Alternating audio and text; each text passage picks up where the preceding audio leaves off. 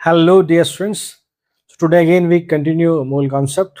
आज हम लोग बात करेंगे बेटा the concept of limiting reagent कि ये क्या होता है और इस पे बेस किस प्रकार के क्वेश्चन आपसे पूछे जाते हैं।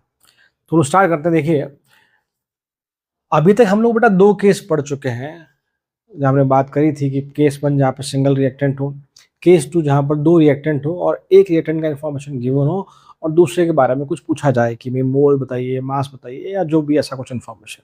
सो now we talk about the case number 3। Case number 3 में ही आपका लिमिटिंग रीएजेंट का कॉन्सेप्ट आता है। सो केस नंबर 3 कह लीजिए या टाइप 3 क्वेश्चन कह लीजिए आप। यहाँ पर क्या है कि भाई more than one reactant is involve, कि भाई जहां पर एक से ज्यादा रिएक्टेंट हो रिएक्शन में, दो भी हो सकते हैं, तीन भी हो सकते हैं, चार भी हो सकते हैं, and at least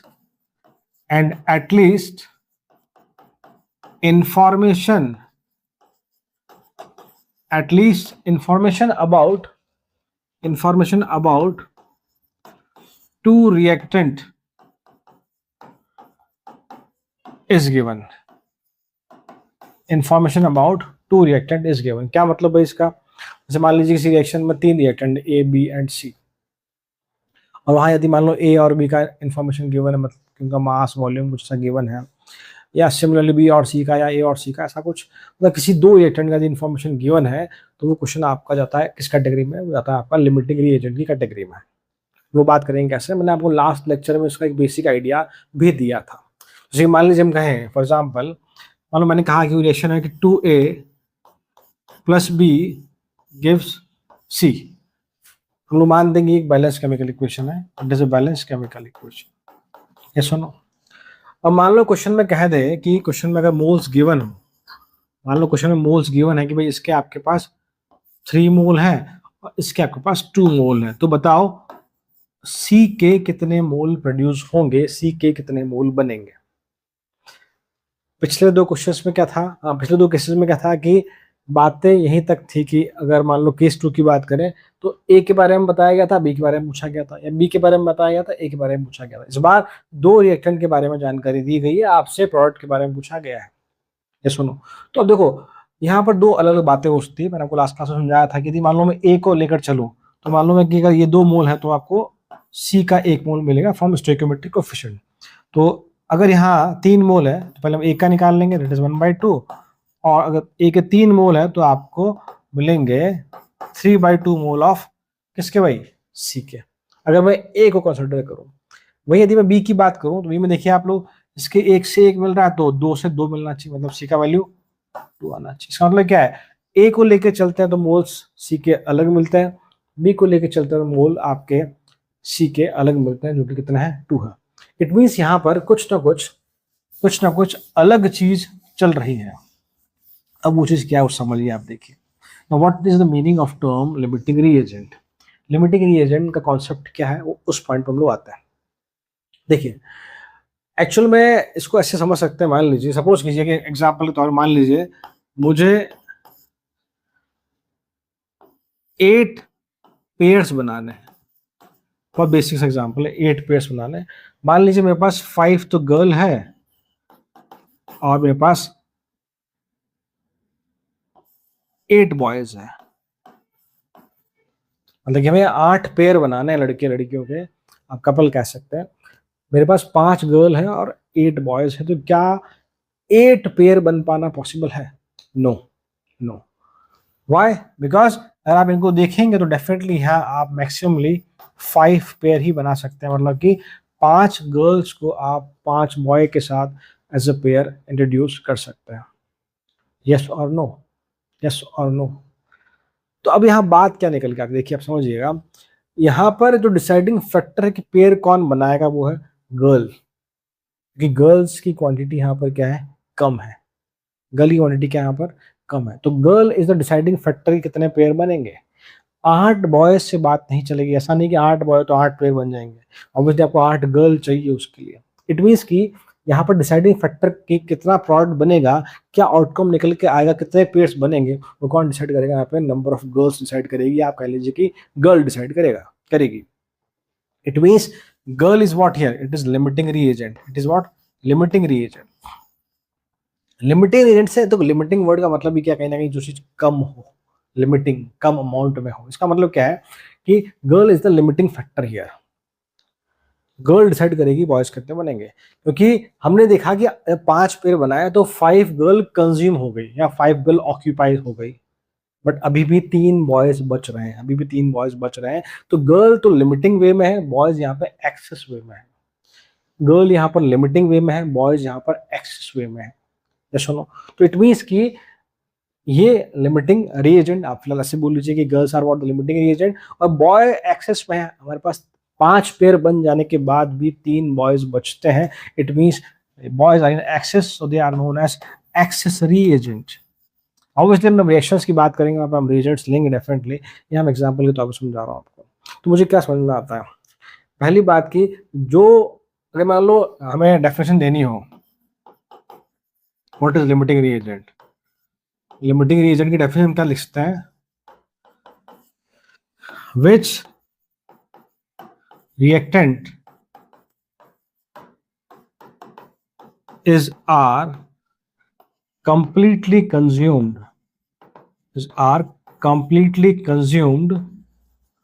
during reaction is known as limiting reagent। क्या मतलब, मैंने क्या बोला बेटा कि लिमिटिंग रिएजेंट वह रिएक्टेंट या वह रिएक्टेंट्स हो सकते हैं जो किसी रिएक्शन में पूर्णतया कंप्लीटली कंज्यूम हो जाए, या जो रिएक्शन में पहले खत्म हो जाए। यहाँ पर आप देखेंगे गर्ल पहले ऑक्यूपाई हो गई, बॉयज बच गए, तो गर्ल्स आर लिमिटिंग रिएजेंट। तो मैंने क्या कहा कि वह रिएक्टेंट जो रिएक्शन में पहले कंज्यूम हो जाते हैं, पहले खत्म हो जाते हैं, उन्हें बोलते हैं लिमिटिंग रिएजेंट। अब मैंने यहाँ पर इज और आर लगाया, इट मींस कि लिमिटिंग रिएजेंट किसी रिएक्शन में एक भी हो सकता है और एक से ज्यादा भी हो सकते हैं, वो हम देखेंगे एग्जाम्पल में। यस और नो, यस और नो। चलो, इसके अलावा जो रिएक्टेंट बच जाएगा उसे आप क्या बोलेंगे, एक्सेस रिएजेंट। उसे आप क्या बोलेंगे, एक्सेस रिएजेंट। तो आई होप ये एग्जांपल समझ में आएगा what is the meaning of limiting reagent. Now कुछ इंपॉर्टेंट बात है, लिमिटिंग रिएजेंट ही डिसाइड करता है हमेशा कि प्रोडक्ट कितना बनेगा। अब देखिए यहाँ पे गर्ल ने ही डिसाइड किया कितने पेयर बनेंगे। गर्ल कम थी तो 5 पेयर बने, मान लो गर्ल्स 6 होती तो 6 पेयर बनते। या सुनो, जो लिमिटिंग रिएजेंट है वही डिसाइड करता है कि अमाउंट ऑफ प्रोडक्ट कितना फॉर्म होगा। साथ ही लिमिटिंग रिएजेंट ही डिसाइड करता है कि एक्सेस रिएजेंट कितना बचेगा। जो कि 5 गर्ल थी तो 5 बॉयज ऑक्यूपाई हुए, 3 बॉयज बच गए, 3 boys are here excess reagent we can say. Similarly मान लीजिए अगर 6 गर्ल होती 8 बॉयज होते तब भी ये आपका लिमिटिंग रिएजेंट ही होता। उस केस में आप देखते हैं कि 2 बॉयज बचते हैं तो 6 पेयर बन जाते हैं। इसका मतलब क्या, अगेन लिमिटिंग रिएजेंट ही डिसाइड करेगा कि प्रोडक्ट कितना बनेगा, लिमिटिंग रिएजेंट ही डिसाइड करेगा कि एक्सेस रिएजेंट कितना बचेगा, एक्सेस रिएजेंट कितना बचेगा। This is very important thing, I hope you understand what I mean to say. मैं एक एग्जांपल और लेता हूं, मान लो बेसिक एग्जांपल है, एग्जांपल बहुत सारे हमारे पास, अलग अलग तरह समझ सकते हैं इसको। एक एग्जांपल और मान लीजिए, मैं कहूं सपोज करो to make 2 cup of tea, to make 2 cup of tea. हमें 2 कप चाय बनानी है, ठीक है। तो मान लीजिए कि हमारे पास 1 kg शुगर है, 1 kg शुगर है। मान लीजिए 250 ग्राम हमारे पास चाय है, चाय पत्ती इसको मैं बोलता हूँ, मैं हिंदी में लिख रहा हूँ, चाय पत्ती है हमारे पास, 250 ग्राम चाय पत्ती है। और मेरे पास 1 कप मिल्क है, 1 कप मिल्क है, 1 कप मिल्क है। पहला मेरा क्वेश्चन क्या है, 2 कप चाय बनेगी? फर्स्ट क्वेश्चन इज व्हाट, कि 2 कप चाय बनेगी क्या? नो, नहीं बनेगी, नहीं बनेगी। क्यों नहीं बनेगी? रीजन इज व्हाट, की 2 कप चाय बनाने के लिए 2 कप मिल्क होना जरूरी है। किसी के दिमाग में आ रहा होगा सर नहीं, हम चाय तो पानी मिला के बना देंगे, बट बेटा हमने यहाँ पानी लिखा ही नहीं है, पानी है ही नहीं हमारे पास। इट मीन्स की अगर मुझे 2 कप चाय बनानी है, at least it means I require what, 2 cup of milk. So milk is what here, it is limiting reagent. ये पहले ही खत्म हो गया, ये पहले ही खत्म हो गया. हम समझ सकते हैं कि 1 किलो शुगर ऑब्वियसली 2 चाय के लिए तो बहुत बहुत ज़्यादा है. वहीं 250 ग्राम चाय पत्ती भी 2 कप चाय के लिए बहुत बहुत ज़्यादा है. तो these two are what, these two are what, excess reagent, excess reagent. तो अगर मैं देखूं कि हमारे पास टोटल नंबर ऑफ रिएक्टेंट कितने थे, शुगर, चाय पत्ती, मिल्क, 3 रिएक्टेंट है. 3 रिएजेंट भी कह सकते हैं आपने. तो हमने देखा कि, हमने क्या देखा कि लिमिटिंग रिएजेंट भी एक से ज्यादा हो सकते हैं, वहीं एक्सेस रिएजेंट भी एक से ज्यादा हो सकते हैं. तो I hope you understand what I mean to say. जो रिएक्शन में पहले कंज्यूम हो जाए, पहले खत्म हो जाए, आपका लिमिटिंग रिएजेंट. जो बच ऑब्वियसली हम एक, इससे 1 कप चाय बनेगी. 1 कप चाय में मालूम है कि आप 1 चम्मच शुगर डाल लेंगे, ज्यादा मीठा आता है 2 चम्मच डाल लेंगे. 1 चम्मच चाय पत्ती डाल लेंगे आप, ऐसा कुछ हो सकता है, 2 डाल लेंगे, ज्यादा और क्या कर लेंगे. फिर भी हम जानते हैं कि शुगर और जो चाय पत्ती है वो डेफिनेटली बच जाएगी. They are what, excess reagent, they are what, limiting reagent. Cup is, milk is what, limiting reagent. ऐसे बहुत सारे एग्जांपल्स हैं मेरे पास, बट फिलहाल मुझे लगता है कि आपको इन 2 एग्जांपल से चीजें क्लियर हो गई होगी कि क्या है क्या नहीं है. यस और नो, यस और नो, क्लियर. चलो, अब पॉइंट इज व्हाट कि हम लिमिटिंग रिएजेंट कैसे कैलकुलेट करते हैं, और उसकी हेल्प से हम कैसे, उसकी हेल्प से हम कैसे प्रोडक्ट के बारे में बात करेंगे. तो उससे पहले एक पॉइंट लिखिए आप नोट बनाकर, limiting reagent decide amount of product form as well as how much excess reagent left. मतलब लिमिटिंग रिएजेंट ही डिसाइड करेगा कि कितना प्रोडक्ट बनेगा. उसका अमाउंट से मतलब मोल्स भी हो सकता है, वॉल्यूम भी कंसिडर किया जा सकता है, हम गैसेस की बात कर रहे हैं, मास की बात भी हो सकती है. साथ ही कितना ER बचेगा वो भी आपका लिमिटिंग रिएजेंट ही डिसाइड करेगा. दूसरी बात, आगे हम जब भी क्वेश्चंस करेंगे मैं लिमिटिंग रिएजेंट को LR लिखूंगा और एक्सेस रिएजेंट को मैं ER लिखूंगा. ठीक है, चलो. So now steps to calculate limiting reagent. देखिए, 2-3 सिंपल सिंपल स्टेप पे ध्यान रखना है, बहुत फटाफट से आपको समझ में आ जाएंगे, कोई बड़ी बात नहीं है. तो देखिए, पहला स्टेप क्या है, what, right balance chemical equation. ये आपको पहले समझा चुका था मैं कि जब भी हम लोग स्टोइकियोमेट्रिक कैलकुलेशन की बात कर रहे हैं, क्योंकि ये स्टोइकियोमेट्रिक कैलकुलेशन का ही पार्ट है, आपको रिएक्शन बैलेंस देखनी है. सेकंड बात, divide divide moles of reactant to their respective stoichiometric coefficient. समझेंगे क्या मतलब इसका. Third step, whichever have lesser value, lesser ratio कह लीजिए, वैल्यू कह लीजिए, lesser value is your limiting reagent. समझेंगे कैसे. the last one, do proceed remaining part as usual. do proceed remaining part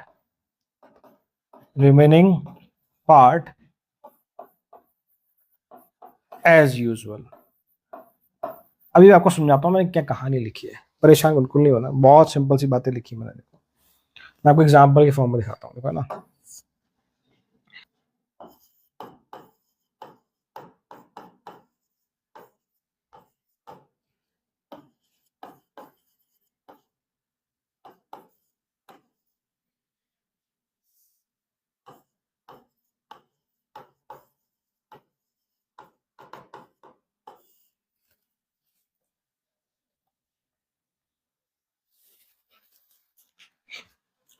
देखिए बेटा, so first we have to determine the limiting reagent. तो आप देखिए कि हम क्या करेंगे बेटा, सिंपल सा, पहला आप बैलेंस केमिकल इक्वेशन लिखेंगे, तो आप देखेंगे it is already a balance chemical equation, ये बैलेंस केमिकल इक्वेशन है, पहली बात। दूसरी बात की हम क्या करेंगे, जो भी मोल्स है रिएक्टेंट के उसको उसके स्टोइकियोमेट्रिक कोफिशिएंट से डिवाइड करेंगे। तो क्या करेंगे हम लोग, मोल्स कितने हैं भाई, एक है 5, कोफिशिएंट कितना है 2, तो 5/2 ऊपर लिखा मैंने, कितने मोल है बी के 2 डिवाइड बाय 1।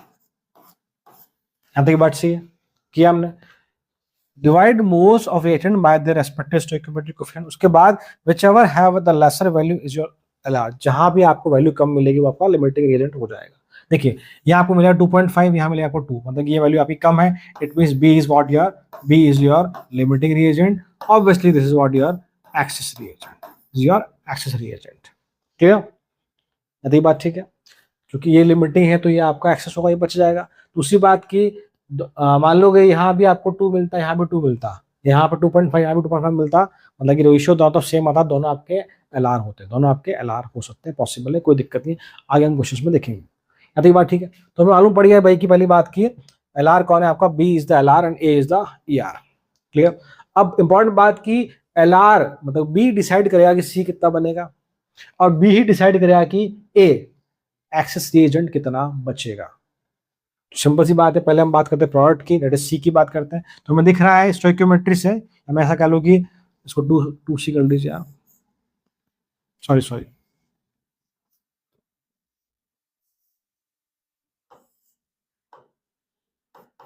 देखिए, सो अकॉर्डिंग टू क्वेश्चन दिख रहा है भाई कि यदि इसका 1 मोल तो इसका 1 मोल बनेगा, कोई दिक्कत ही नहीं। ये हमने कहां से लिखा, स्टोइकियोमेट्रिक कोएफिशिएंट से। क्वेश्चन में भी कितने मोल है 2, तो सी के कितने मोल बनेंगे आपके 2 moles of C will produce, मतलब प्रोडक्ट आपका 2 मोल बनेगा, प्रोडक्ट आपका 2 मोल बनेगा। यही आपसे पूछता है कि सी का मास निकाले, तो हम क्या करते हैं, मोल्स को उसके मोलर मास से मल्टीप्लाई कर देते हैं, मोल्स को उसके मोलर मास से मल्टीप्लाई कर देते हैं। यहाँ तक बात ठीक है, यहाँ तक बात ठीक है, डन। चलो अब हम आगे बात करते हैं कि भाई कितना ई आर बचेगा, that is moles of E R left, E R के कितने मोल बचेंगे। एक और बात, ये जो 4th पॉइंट लिखा हुआ है कि do proceed remaining part as usual, इसका मतलब क्या है भाई कि जो हम पहले करते आए थे, यूनिटरी मेथड लगाओ और आंसर निकालो, जो हमने किया ऊपर, उसका मतलब यही है। So moles of E R left is what, initial moles of E R, initial moles of E R taken, of E R taken, मतलब शुरू में आपने कितने मोल लिए थे ई आर के, माइनस कंज्यूम्ड मोल, और उसमें से कितने मोल आपके कंज्यूम्ड हो गए, तो उससे क्या आ जाएगा आपका ई आर के कितने मोल बचे। ये तो था मोल लेफ्ट का मतलब क्या है, शुरू में कितने मोल थे, उसमें से कुछ कंज्यूम हो गए, कुछ खर्च हो गए, वो क्या जाएगा, कितने बचे हमारे पास। ठीक है, चलो अब देखो इस बात को समझिएगा। देखिए, सो मैंने क्या बोला कि कितने ई आर के मोल बचेंगे वो भी आपका एल आर ही डिसाइड करेगा। तो सिंपल देखिए, so mole of E R left, कितने मोल शुरू में आपने लिए, 5 मोल लिए, 5। एक और ध्यान रखना, जैसे ही आपका काम हो जाएगा, मालूम पड़ जाएगा एल आर ई आर कौन है, ये जो ऊपर में डिवाइड किया था रेशियो एल आर कैलकुलेट करने के लिए, इस वाले स्टेप को आप हटा देना कि मोल आपके हमेशा 5 और बी के आपके हमेशा 2 ही रहेंगे, मोल चेंज नहीं होंगे, क्वेश्चन में जो गिवन है वही रहेगा। तो 5 माइनस कंज्यूम मोल, 5 माइनस कंज्यूम मोल। अब मैंने क्या कहा था कि मोल ई आर के मोल कितने बचेंगे, ये भी कौन डिसाइड करेगा, ये भी आपका डिसाइड करने वाला फैक्टर कौन है, ये आपका एल आर ही करेगा। कैसे, तो आप क्या करेंगे, सिंपली आप क्या करेंगे, जो ई आर का स्टोइकियोमेट्री है और एल आर का स्टोइकियोमेट्री वो लिख देंगे, it is ratio 2/1। E R का स्टोइकियोमेट्री और एल आर का स्टोइकियोमेट्री लिखा आपने, इट इज 2/1। क्लियर। अब आपने एल आर के कितने मोल्स लिए थे वो आप उससे मल्टीप्लाई करते हैं। आई रिपीट, क्या करना है हमें, ऊपर क्या लिखेंगे आप, ई आर कितने, सॉरी ई आर का स्टोइकियोमेट्रिक कोएफिशिएंट कितना है 2 बाय एल आर का स्टोइकियोमेट्रिक कितना है 1 into moles of L R taken initially, moles of L R taken initially कितने हैं 2, तो कितना आ जाएगा ये, it is mole of E R left is what is 5 minus 4 that is 1। And obviously ये वाला पार्ट जो हमेशा ये क्या होगा, इनिशियल मोल से आपका कम ही आना है, ये मैंने किया। अब हम इसको बहुत सिंपल तरीके से सोच भी सकते हैं। कैसे, देखो, सुनना नहीं, सुना बात को। कैसे सोचना है आपको? आपको एलआर से ईआर की तरफ सोचना है, पहला पॉइंट, ये बहुत इंपॉर्टेंट पॉइंट है। आपको एलआर से ईआर की तरफ सोचना है। कैसे? स्टोइकियोमेट्री सोचना पहले कि भाई इसका जब एक था तो इसके दो चाहिए थे, इसका जब एक था तो इसके दो चाहिए थे। तो जब आपने ये दो लिए हैं तो इसके कितने चाहिए होंगे? चार चाहिए होंगे भैया। एक के लिए दो चाहिए, डबल चाहिए, तो दो के लिए 100 डबल चार चाहिए होगा। आपने लिए कितने? पांच। पांच में से चार क्या होगा? खर्च कितना बचेगा? 1। 5 माइनस 4 1। वापस देखो, सोचना कैसे? एलआर से ईआर सोचना है कि यदि इसका एक स्टोइकियोमेट्रिक कोएफिशिएंट से देख रहा हूं मैं अकॉर्डिंग टू क्वेश्चन, इसके एक मोल के लिए इसके 2 मोल चाहिए। समझ में आ रहा है कि भाई डबल चाहिए, डबल चाहिए मतलब कि बी जितना है उसका डबल ए होना चाहिए। क्वेश्चन में दिया गया कि बी के मोल्स कितने हैं? 2 है। तो यदि बी के मोल्स 2 है तो ए के मोल्स कितने चाहिए होंगे? हमें हमें 4 चाहिए होंगे। क्वेश्चन में कितने लिए स्टार्टिंग में? 5। तो खर्च कितने होंगे? 5 माइनस 4 बचेगा कितना? 1। खत्म बात, खत्म बात। This is very very important, this is very very important. ये पॉइंट क्लियर आप लोगों को? बाकी अब याद कर सकते हैं भाई कि क्या, ई आर का stoichiometric coefficient upon L R का stoichiometric coefficient into moles of L R initially taken, moles of L R initially taken. इसको आप ऐसे लिख लीजिए, initial moles minus stoichiometric coefficient of E R upon stoichiometric coefficient of L R into moles of L R taken. आप चाहें तो formula लिख लें, बट जैसे जैसे आप आगे बढ़ेंगे आपको इन चीज़ों की आवश्यकता नहीं होगी। आप डायरेक्टली कोरिलेट करेंगे, जैसे मैंने बताया आपको, आप वहाँ से सीख जाएंगे। मेरे वर्ड्स को बहुत सुनते चलना, मैं बार बार कह रहा हूँ। एल आर से ई आर चलना, एल आर से ई आर सोचना, उल्टा मत सोचना कि ई आर से एल आर, तब कहानी बदल जाएगी फिर। और हमेशा ये जो वैल्यू आएगी consumed mole, it is always lesser than the initial mole taken of E R. Clear? सुतारिए, हम आगे कुछ क्वेश्चन और देखते हैं फटाफट से। तो छोटा सा पार्ट लिख रहा हूं मैं कि simply you have to identify L R and R. Identify L R and E R in following reactions, in following reactions। so पहला लिख रहा हूं मैं, mg plus n2 gives mg3n2। दूसरा लिख रहा हूं मैं, I2 plus Cl2 gives ICl plus ICl3। और तीसरा लिख रहा हूं मैं,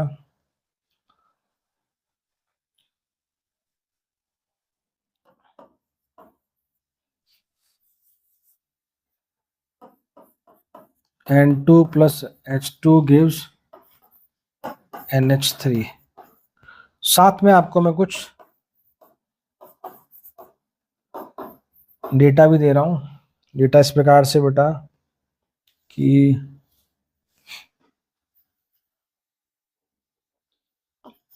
72 ग्राम है ये आपका 56 ग्राम है, ये आपका 254 ग्राम है, ये आपका 71 ग्राम है, ये आपका 14 ग्राम है, ये आपका 6 ग्राम है। 3 सिंपल से क्वेश्चन है, आपको आइडेंटिफाई करना है L R and E are कौन सा है। थोड़ा सा आप कोशिश कीजिए एक बार करने की फटाफट से। पहली चीज, first you have to write the balance chemical equation. चलो मैं करता हूँ, देखो है ना। देखिए बेटा, बैलेंस करेंगे हम लोग, 3mg हो गया बैलेंस, ठीक है। तो क्या हमारा फर्स्ट स्टेप क्या था? व्हाट वी डू, बैलेंस करेंगे, उसके बाद हम जो भी मोल्स है उसको स्टोइकियोमेट्रिक कोएफिशिएंट से डिवाइड करेंगे। तो क्वेश्चन में मोल्स नहीं गिवन है तो पहले मोल्स निकालेंगे। सो मोल्स कितने बेटा? 72 given mass by molar mass. कितना मोलर मास होता है मैग्नीशियम का भाई? What is the molar mass of magnesium? It is 24। ठीक है, कितने मोल आ जाएंगे इसके? 3 मोल आ गए आपके Mg के। ठीक है, सिमिलरली अब N2 की बात करें तो given mass by molar mass, कितना मोलर मास भैया? 28, दैट इज 2। तो आपके पास Mg के मोल कितने? 3 है। N2 के मोल कितने? 2 है। तो हम क्या करेंगे? Divide by stoichiometric coefficient. So मैं ऊपर लिख रहा हूँ, it is 3/3 mole by stoichiometric coefficient. यहाँ पर 2/1 मोल बाय स्टोइकोमेट्रिक कोफिशिएंट 1 है। ठीक है, तो जहाँ थर्ड स्टेप, जहाँ वैल्यू छोटी होगी उसी के रेस्पेक्ट में आपका वही LR होगा। तो अब देखेंगे यहाँ पे 3/3 1 आ रहा है, 2/1 2 आ रहा है, तो ये वैल्यू छोटी आ रही है। तो Mg आपका लिमिटिंग रिएजेंट और ये आपका एक्सेस रिएजेंट। बात क्लियर सभी को? बात क्लियर बेटा? चलो हम इसकी बात करते, देखिए पहले बैलेंस करने की कोशिश करें। आयोडीन 2 है, आयोडीन मतलब आई यहाँ पे 2 है, यहाँ पे 2 हो गए बेटा। ठीक है, क्लोरीन यहाँ 2 है, वहाँ पे 4 है, तो 2Cl2, ये बैलेंस हो गया आपका। ठीक है, क्लियर? यस और नो? तो मोल्स निकाले, मोल is what? Given mass by molar mass. कितना मोलर मास होता है I2 का? 127 into 2, दैट इज अगेन 254। यहाँ मोल निकाले हम लोग, given mass by molar mass कितना? Cl2 कितना? 35.5 into 2, 2 एटम है, अगेन 71। तो यहाँ पे दिख रहा है कि दोनों के मोल सेम आ रहे हैं, इसके मोल भी 1 है, इसके मोल भी 1 है। तो इसको हटा रहा हूँ, मैं सिर्फ मोल लिख रहा हूँ बेटा, आप देख लेना अपने हिसाब से बाद में। तो इसके मोल भी कितने हमारे? 1 आए, और Cl2 के मोल भी कितने बेटा हमारे? 1 आए। और डेफिनेटली हमारी एक बैलेंस केमिकल इक्वेशन है। ठीक है भाई, अब क्या करेंगे? हम मोल्स को डिवाइड करेंगे स्टोइकोमेट्रिक कोफिशिएंट से। तो यहाँ 1/1 1 आएगा, या 1/2 आधा आएगा। यहाँ पे तो मैं लिख लिया, देखो 1/1 1 1/2 हाफ। तो ये छोटा है, तो ये आपका LR, ये आपका ER। क्लियर? सिमिलरली यहाँ देखिए आप लोग, बैलेंस करेंगे इसे हम लोग। N2 + 3H2 गिव्स 2NH3, आपकी बैलेंस केमिकल इक्वेशन। ठीक है, देखिए तो मोल निकालेंगे, गिवन मास बाय मोलर मास 28, कितने मोल आ गए इसके? Half mole. N2 का हमारे कितने मोल आ गए भाई? आधा मोल। वही हम इसकी बात करें, given mass by molar mass कितना? हाइड्रोजन H2 का 2, तो N कितना आपके पास? 3। ठीक है, मैं फिर से बार बार कहूंगा कि जब भी हम नीचे मोलर मास लिखते हैं तो स्टोइकोमेट्रिक कोफिशिएंट उससे मल्टीप्लाई नहीं करते हैं, 2 into 3 नहीं करते हम लोग, सिर्फ और सिर्फ जो आपको दिया गया है H2 उसी का मास लिखा जाता है। ठीक है, दिया गया हाफ और 3, तो 1/2 कितना हो जाएगा ये? अगर ये तो फर्स्ट स्टेप का था, हमने बैलेंस किया, मोल कैलकुलेट किए। सेकंड स्टेप क्या है? मोल बाय स्टोइकोमेट्रिक कोफिशिएंट। तो 1/2 कितना आ जाएगा ये? साइड में लिख रहा हूँ, हाफ ही रहेगा। और 3/3 कितना आ जाएगा ये? 1। यस और नो? तो ये हाफ और ये 1, छोटा कौन है? N2, तो हटा दीजिए। N2 इज योर LR, और ये आपका H2 क्या है? ये बात समझ में आप लोगों को? यस और नो? क्लियर? चलो एक और लिखता हूं मैं, देखिए D2A + B gives 5C + D। Question में आपको मान लो मोल्स गिवन है, क्वेश्चन में मान लो मोल्स गिवन है, इसके मोल आपको 2 गिवन है, और इसके मोल्स आपको 1 गिवन है। ठीक है, तो देखिए क्या होगा। मोल्स गिवन है, तुम क्या करेंगे? मोल बाय स्टोइकोमेट्रिक कोफिशिएंट, तो 2/2 1 1/1 1। यहाँ भी 1 आ रहा है, यहाँ भी 1 आ रहा है, दोनों ही क्या आपके? LR, दोनों ही क्या आपके? LR है, बोथ आर LR। इसका मतलब क्या है कि मैं अगर A की हेल्प से C, और छोटा कर लीजिए फिलहाल इसको, आगे और देखेंगे हम केस। अगर मैं A की हेल्प से C निकालूं तब भी सेम आएगा, B की हेल्प से निकालूंगा तब भी सेम आएगा। चाहो तो करके देख लो आप लोग। तो पहले मैं ऐसे कर लेता हूँ, 2A और 5 से ले लेता हूँ। तो दिख रहा है कि 2 से कितने बन रहे हैं? 5, तो 1 से कितना बनेगा? 5/2। कुछ में कितने मोल? 1 है, 2 से कितने बनेंगे भाई? 5/2 into 2, that is 5 mole of C will produce. यदि मैं A को लेकर चलता हूं तो, यदि मैं A को लेकर चलता हूं तो 5 मोल बनता है।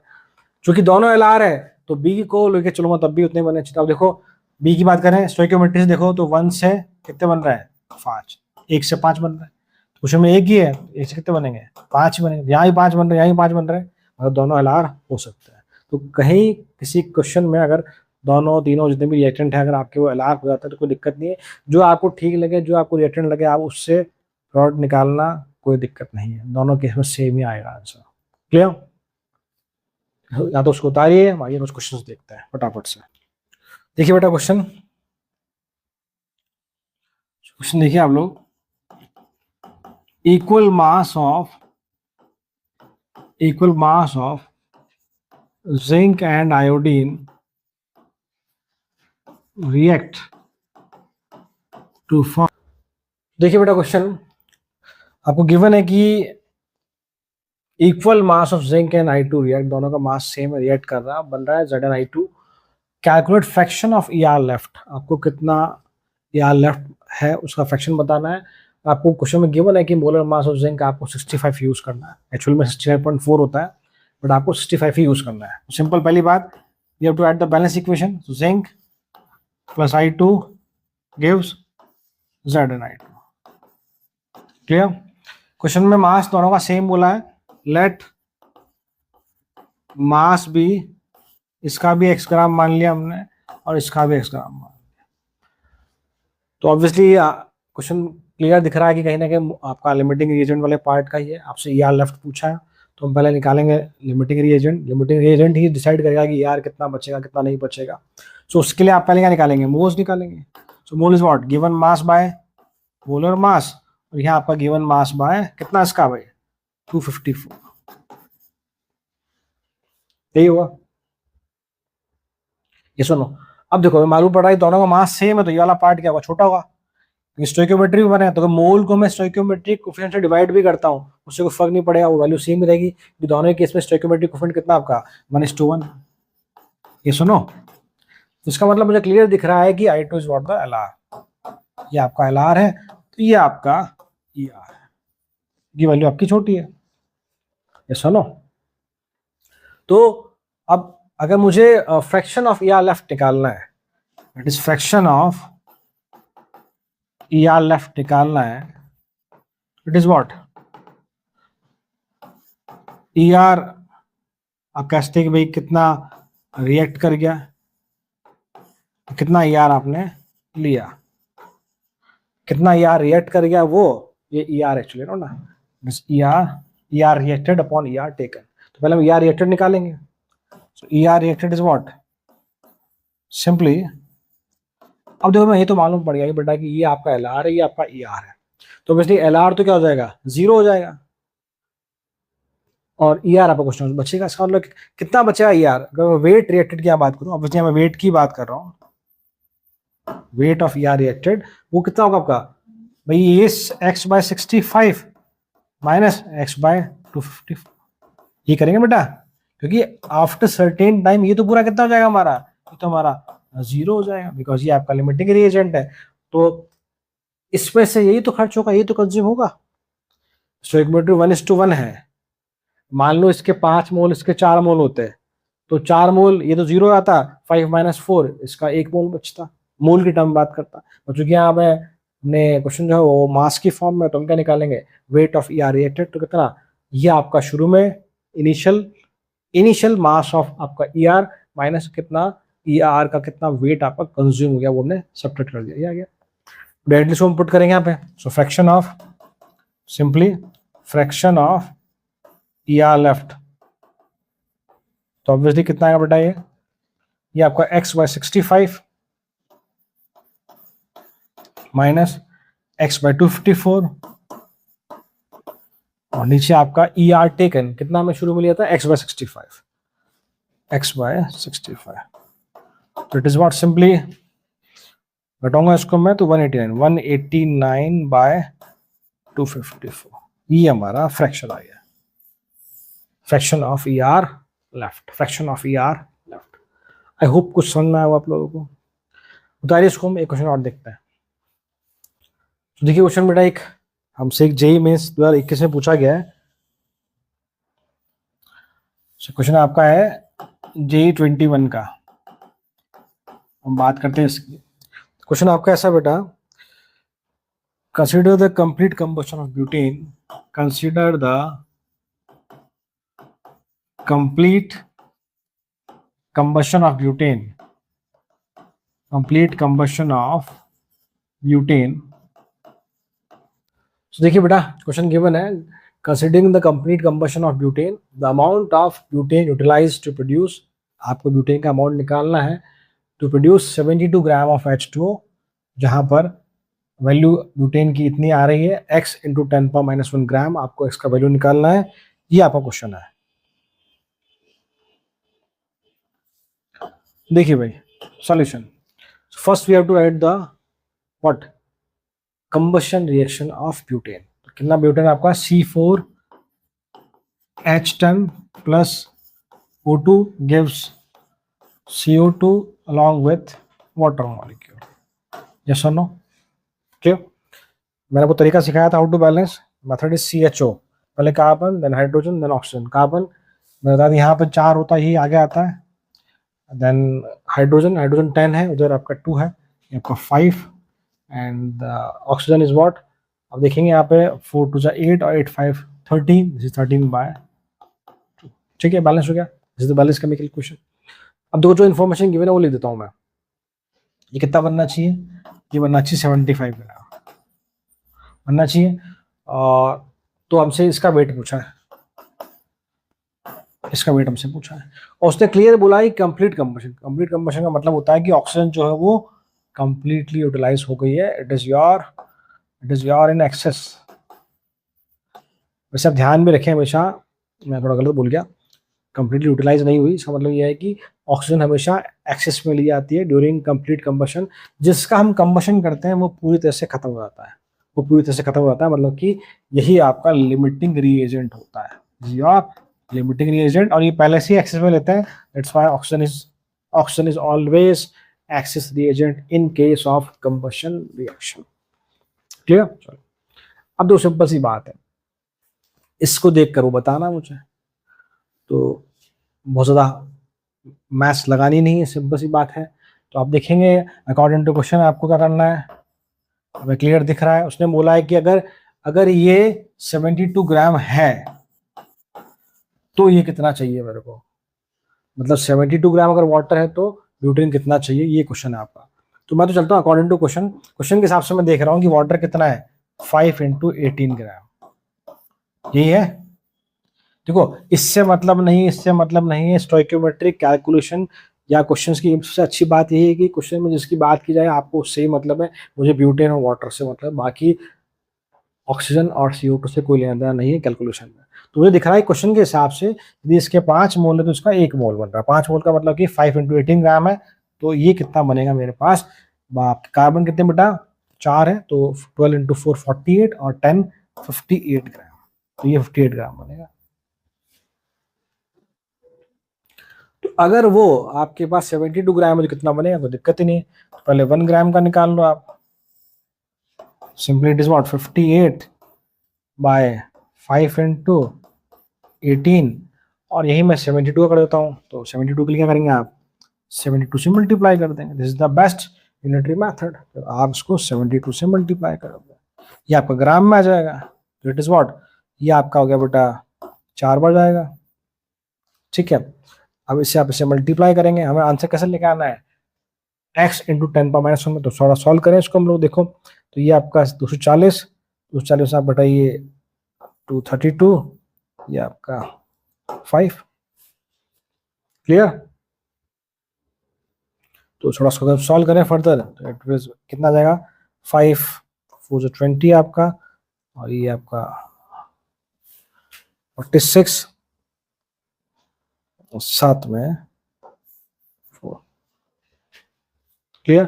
कैसे लिखता हूँ उसको मैं, इसको लिखता हूँ मैं 464 into 10⁻⁻1 gram, it is what 464 into 10⁻⁻1 gram. So obviously जो हमारा आंसर कितना, एक्स का वैल्यू कितना हो जाएगा, it is 464 gram, it is 464 ग्राम। क्या मैंने सही किया, थोड़ा मुझे गलत लग रहा बेटा, थोड़ा चेक करते हैं एक बार फिर से। अगर ये 90 ग्राम है ऑब्वियसली, तो मुझे 58 ग्राम चाहिए। अगर 1 ग्राम है तो 58 बाय 10 72 है, तो मल्टीप्लाई बाय 70, वेरी गुड, कोई दिक्कत नहीं है। तो 4 बार सही है, बहुत बढ़िया बेटा। 58 इंटू 4 किया हमने, 32 आया, बाई 2। हाँ बिल्कुल करेक्ट, कोई इशू नहीं, परफेक्ट। तो answer is what, value of x is 464। Clear clear. चलो इसको उतारो, फिर मैं एक क्वेश्चन और लिखता हूँ। देखो ये भी हमसे पूछा गया है एग्जाम्स में, इसकी हम बात करते हैं, देखिए एक बार, ठीक है। देखिए क्वेश्चन आपका है, ये जेम पूछा गया हमसे, 250 ml of 0.5 molar NaOH was, सो देखिए बेटा, क्वेश्चन गिवन आपको कि 250 ml ऑफ 0.5 मोलर NaOH, आपको एक नई टर्म दिख रही है यहाँ पे, capital M is molarity, concentration term है। आपको थोड़ा सा बेसिक आइडिया दूंगा इसके बारे में, फिर हम आगे प्रोसीड करेंगे। अगर आप क्लास 12 में तो आपको इसके बारे में पता है, अगर आप क्लास 11th के हैं तो आपको थोड़ा सा बेसिक आइडिया दूंगा मैं। 2 या 3 लेक्चर के बाद हम जो टर्म है कैपिटल एम मोलैरिटी, इसको डिटेल में पढ़ेंगे। फिलहाल जो इन्फॉर्मेशन रिक्वायर्ड है इस क्वेश्चन के हिसाब से मैं उसकी बात करूंगा, ठीक है। सो NaOH इतना है हमारे पास, उसको ऐड किया है 500 ml ऑफ 1 मोलर HCl में ऐड किया, मतलब NaOH और HCl को ऐड किया है, एसिड बेस रिएक्शन हो रही है। The number of unreacted HCl molecule in the solution after complete reaction is this one। मतलब कि रिएक्शन हो जाने के बाद HCl के जो मॉलिक्यूल रिएक्ट नहीं करे हैं, अनरिएक्टेड है, वो कितने हैं, x into 10^21। Find the value of x, आपको x का वैल्यू निकालना है। तो मेरी बातें समझना, देखो पहले सिंपल, फर्स्ट थिंग हम लोग क्या करते हैं, बैलेंस रिएक्शन देखते हैं। तो NaOH plus HCl, acid and base gives salt plus water. हम जानते हैं कौन सॉल्ट बनेगा भाई, NaCl बनेगा और वाटर मॉलिक्यूल बनेगा। ये आपकी बैलेंस रिएक्शन है, कोई दिक्कत नहीं है, यहाँ पर कोई प्रॉब्लम नहीं है, ठीक है। अब थोड़ा सा आपको बेसिक आइडिया दे रहा हूँ कि एक टर्म होती है बेटा, जिनको नहीं पता 11th क्लास के बच्चों को, मोलैरिटी बोलते हैं उसको, कैपिटल एम, ये होती है moles upon volume in litre. इतना ध्यान रखना बस, मोलैरिटी क्या आती है, moles upon volume in litre. तो मोल कितना होगा बेटा, मोल इज व्हाट, यहां से m इंटू वी किस में, लीटर में। फिलहाल सिर्फ ये ध्यान रख लो, बस सिर्फ ये ध्यान रख लो, बाकी सब मैं आपको समझा दूंगा 2 या 3 लेक्चर के बाद जब हम पढ़ेंगे कॉन्सेंट्रेशन टर्म्स। क्लियर। चलो तो हमें यहाँ मोल्स निकालने पड़ेंगे पहले। तो मोल कैसे निकालेंगे भाई, इस बार क्वेश्चन में आपको मोलैरिटी दी है और आपको वॉल्यूम दिया है, तो m इंटू वी करेंगे तो कितना भाई, मोल्स 0.5 इंटू वॉल्यूम कितना 250, हमें चाहिए लीटर में 250 बाय 1000, ये हो गया लीटर में। ml में था, 1000 से डिवाइड किया, लीटर में हो गया। सिमिलरली हम यहाँ HCl की बात करेंगे, कितने भाई, m इंटू वी, m कितना है 1 इंटू वी कितना 500 बाय 1000, ये भी आपका होगा लीटर में। तो मोल्स कितने आए मेरे पास, यहाँ मोल्स निकल के आते हैं, इट इज व्हाट 1/4 5/10, तो ये हमारा आ गया बेटा आधा, 1/8 आ गया। इसके मोल कितने हमारे 1/8, और HCl के मोल कितने बेटा आपके पास 1/2। ये मोल्स आ गए। क्वेश्चन में खुद से बता दिया उसने LR कौन है, ER कौन है। अब देखो कैसे, देखो लैंग्वेज पढ़ना, the number of unreacted HCl के वह मॉलिक्यूल जो रिएक्ट नहीं करे, मतलब जो बच गए, बचता कौन है, जो ER होता है, दूसरा कौन होगा LR। तो क्लियर है कि NaOH is what your the number of unreacted HCl molecule, the NaOH is what your LR and this is what your ER। ये सुनो क्या बात सही है। वैसे भी देखो आप, आधा मोल है इसका 1/8 मोल है, दोनों का स्टोइकियोमेट्रिक कोएफिशिएंट सेम। अगर मैं LR निकालने चलूंगा तो 1/2/1 करूंगा, 1/8/1 करूंगा, ये छोटा आएगा, ये पहला है। ऐसे भी आप देख लो, बात ठीक है। चलो तो इसका मतलब क्या है कि ये बात होगी यहाँ तक की, क्लियर।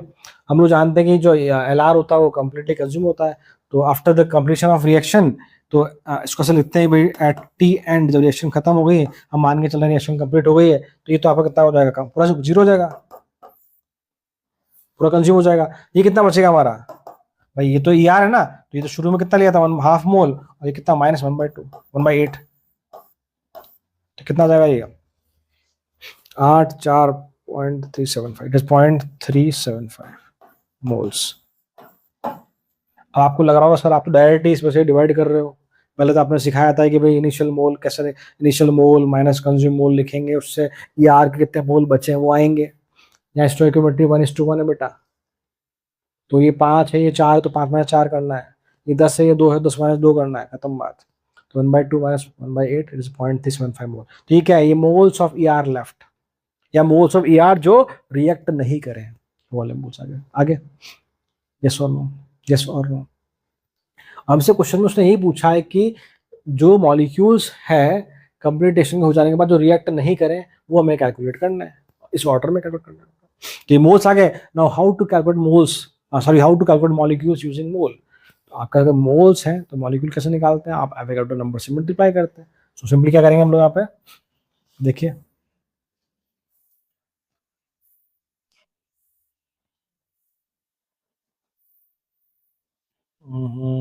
चलो मैं तो लिख रहा हूँ बेटा ना समझ। So number of molecule is what, mole into Na। तो मोल कितना बेटा हमारे पास 0.375 इंटू Na, 6 इंटू 10⁻23। इसको मैं लिख दूँ सा 375 इंटू 10⁻³ इंटू, इसको मैं लिख रहा हूँ 0.6 इंटू 10⁻24। आप समझ गए होंगे मैंने 0.6 क्यों लिखा, बिकॉज मुझे कहीं ना कहीं 10⁻21 बनाना है। वो कब बनेगा, जब यहाँ 24 हो तो 3 घट जाए तो 10⁻21। तो क्या करेंगे हम 375 का 0.6 से मल्टीप्लाई करेंगे, इट इज 225 इंटू 10⁻21। तो वैल्यू ऑफ एक्स कितना है आपके पास 225। ये सुनो, तो कई बार क्वेश्चन डायरेक्टली नहीं बोलता कि एल आर ई आर कौन है, वो वैसे हिंट दे देता है कि ये आप पहचान जाएंगे एल आर कौन है जब वर्ड आ जाए कि अनरिएक्टेड, अनयूज्ड, अनट्रीटेड, बच गया है, ये सब आपके ई आर है। वर्ड आ जाए completely consume, complete combustion, complete reaction, वो आपका एल आर है। ठीक है, तो इस तरह का आप सॉल्व कर सकते हैं। तो ये उन्हें कुछ बेसिक क्वेश्चंस किया आज एल आर के बारे में। आई होप आपको ये कॉन्सेप्ट क्लियर हुआ होगा। कल हम इसी को कंटिन्यू करेंगे और इसके आगे बात करेंगे सीक्वेंशियल रिएक्शन के बारे में, जो एल आर का ही नेक्स्ट पार्ट आप कर सकते हैं। तो आज के लिए इतना, मिलता है नेक्स्ट वीडियो में, till then thank you so much.